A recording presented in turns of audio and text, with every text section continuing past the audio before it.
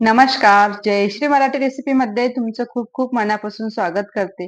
आज आपल्या रेसिपीमध्ये छान असे बेसन बर्फी बनत आहे.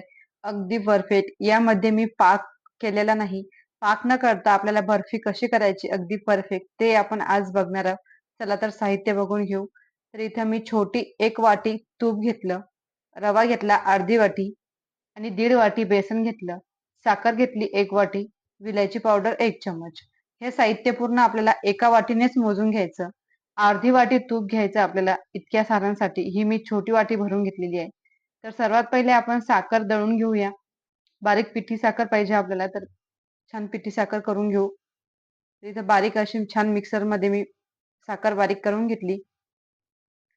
त्यानंतर गॅसवर एक कढई ठेवून घेऊया. कढईमध्ये आपल्याला तूप टाकून घ्यायचं. इथं मी अर्धी वाटी तूप घेतलेलं आहे. तूप आपल्याला पूर्ण टाकून घ्यायचं. तूप थोडं गरम होऊ द्यायचं आणि त्यामध्ये आपण अर्धी वाटी रवा टाकून घेऊया.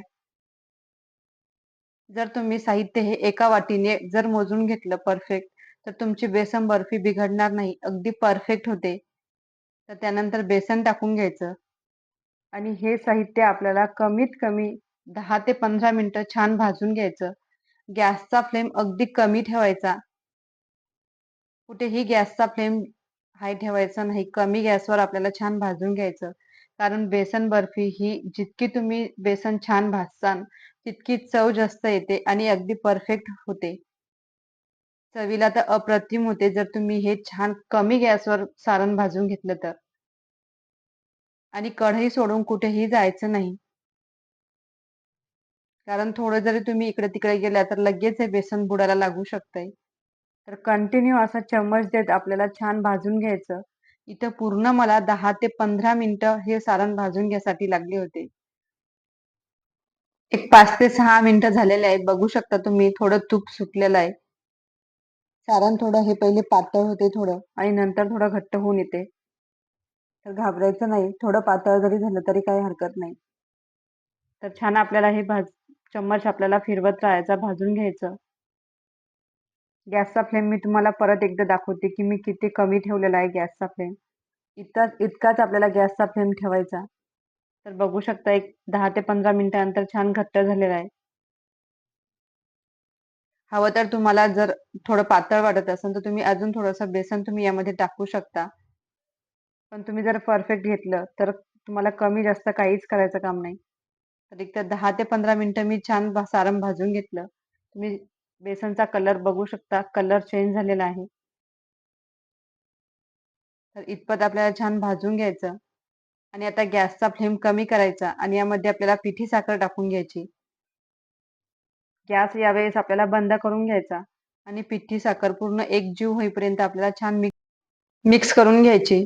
एक 2 ते 3 मिनिटं आपल्याला छान एकजीव होईपर्यंत पूर्ण पिठी साखर यामध्ये मिक्स करून घ्यायची. थोडं गरम असल्यामुळे थोडी पिठी साखर पाणी सोडते. तर याला काही होत नाही पाणी जरी सोडलं तरी. तर इथं छान मी मिक्स करून घेत आहे. गॅसचा फ्लेम कमी करायचा आणि कढई खाली उतरून आपल्याला हे स्टेप करायची आहे. तर बघू शकता अगदी थोडं पाणी सोडलेलं आहे साखरेने. त्यानंतर आपल्याला एक भांडं घ्यायचं किंवा ताट, चौकोनी ताट असं केक टीन तुम्ही काहीही घेऊ शकता. त्याला आपण थोडं तुपाने ग्रीस करून घेऊया.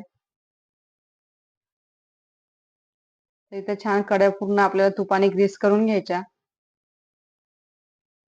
आणि त्यामध्ये आपण जे सारण बनवलं ते टाकून घ्यायचं.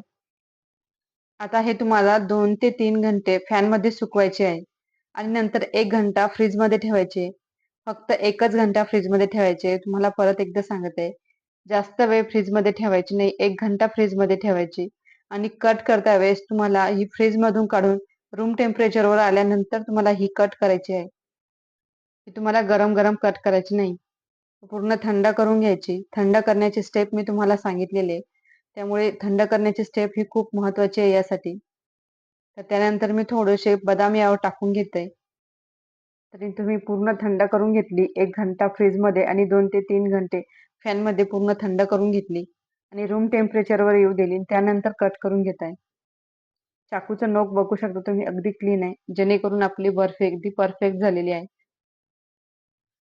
छान चौकोन साईज मध्ये बर्फी आपल्याला कट करून घ्यायची. आपण बऱ्याच वेळेस बर्फीची चाचणी चुकते म्हणून बऱ्याच वेळेस आपण बर्फी करत नाही. तुम्ही या पद्धतीने एक वेळेस करून बघा. तुमची बर्फी अगदी परफेक्ट होते आणि चाचणी पातळ झाली का घट्ट झाली याचं सुद्धा टेन्शन राहत नाही. अशा पद्धतीने केली तुम्ही की अगदी परफेक्ट अशी चकली आपली तयार होते. तर इथे छान चौकोन मी बर्फी कट करून घेतली. बघू शकता तुम्ही किती छान कलर सुद्धा आणि अगदी दाणेदार छान झाली. टेस्ट तर खूप अप्रतिम झाली होती याची. तर पूर्ण बर्फी मी इथं काढून घेतली. तुम्ही सुद्धा ही रेसिपी नक्की ट्राय करा माझ्या रिक्वेस्टवर. कारण की तुम्ही ही रेसिपी एकदा जर ट्राय केली तर यानंतर तुम्ही कोणाकडूनही बाहेरून किंवा हलवाईकडून जर बर्फी बनवून घेत असाल तर यावेळी नंतर तुम्ही कधीही बनवून घेणार नाही. घरी अगदी परफेक्ट होते. इतकी मऊसूत सुद्धा झाली होती की तोंडात टाकताच विरघळते. इतकी छान झाली होती. तर रेसिपी आवडली असेल तर लाईक, शेअर आणि सबस्क्राईब करायला विसरू